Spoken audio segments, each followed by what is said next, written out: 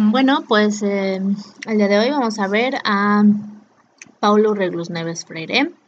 Él fue un educador eh, brasileño, influyente teórico en la educación. En 1943 se matriculó en la universidad y estudió filosofía y psicología del lenguaje al mismo tiempo.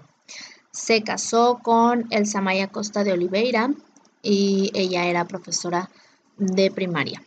Él trabajaba principalmente con los pobres que no sabían leer ni escribir.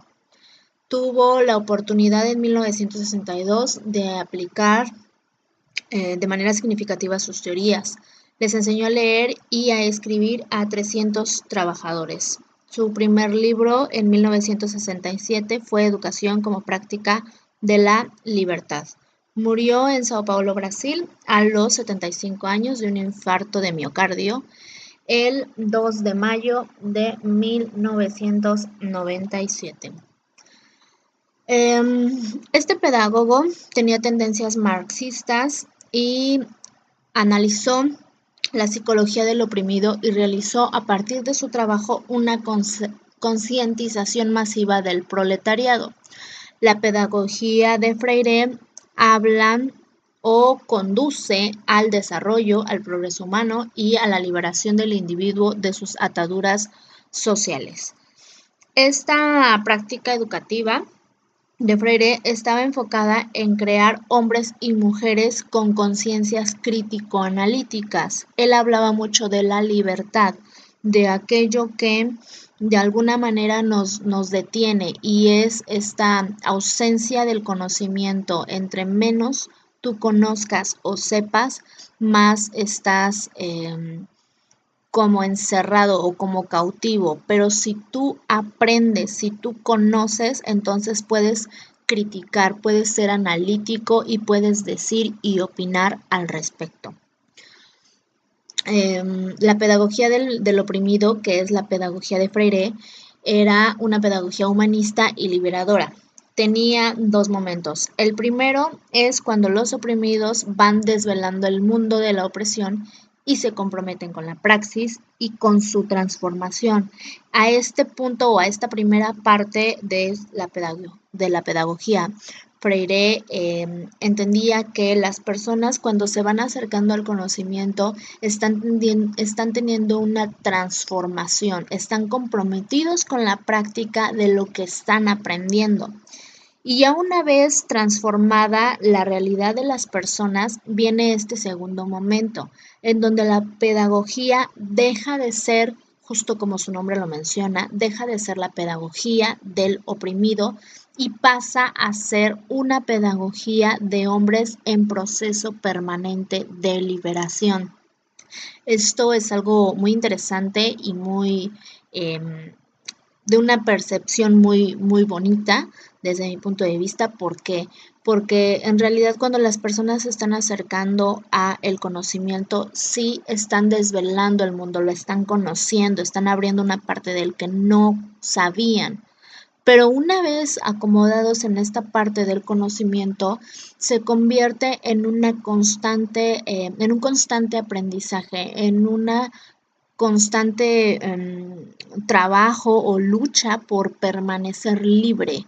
Y es que los paradigmas y las cosas que se hacen de pronto de manera continua y repetitiva, tendemos mucho a caer en eso. Entonces, en esta parte, Freire comprendía estos dos momentos dentro de su pedagogía.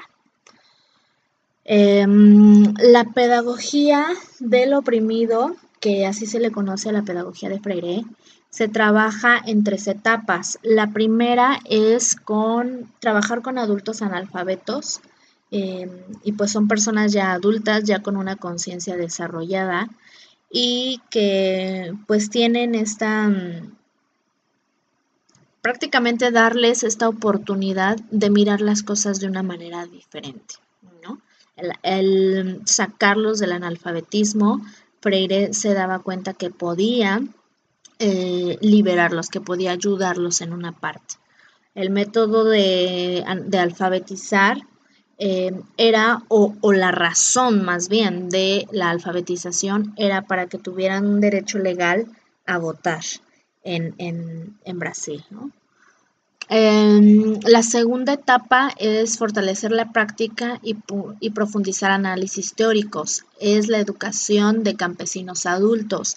Cuando él se dio cuenta que las personas adultas necesitaban esta alfabetización, pues bueno, siguió adelante fortaleciendo esta práctica y profundizando este análisis que él estaba haciendo. Recordemos que él era era un estudiante de psicología o que había estudiado psicología y por lo tanto él tenía que hacer estos análisis sobre cómo era que funcionaban las personas que habían tenido o que no habían tenido este proceso de alfabetización y una vez hecho, pues cómo es que ellos estaban respondiendo, ¿no? La tercera etapa de esta pedagogía se enfoca en la educación formal y especialmente la escolar, sin dejar de un lado la educación universitaria y la educación de los adultos, de la cual él siempre fue como partidario, y la educación popular. Para Freire era muy importante que la humanidad de manera general se educara.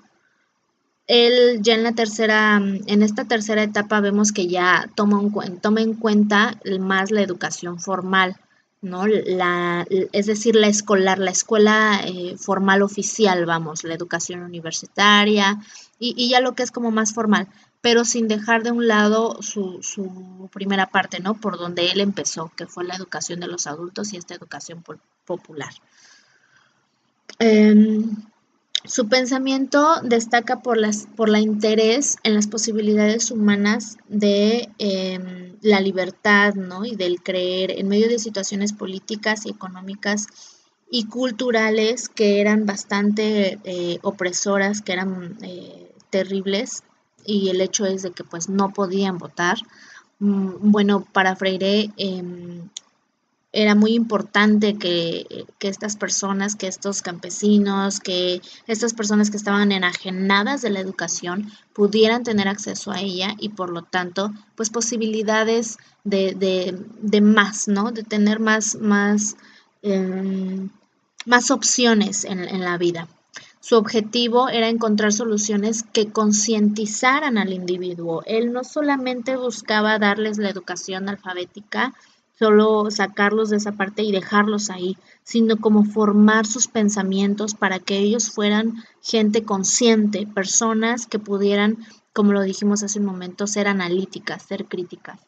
Freire propone un enfoque educativo en el cual la reflexión yace de la acción y la reflexión crítica se fundamenta en la práctica. Es como un círculo, ¿no? Aquel que está enseñando tiene que saber utilizar esta parte de la reflexión en cuanto a la acción que el estudiante está llevando a cabo. Pero también esta reflexión tiene que estar fundamentada en la práctica.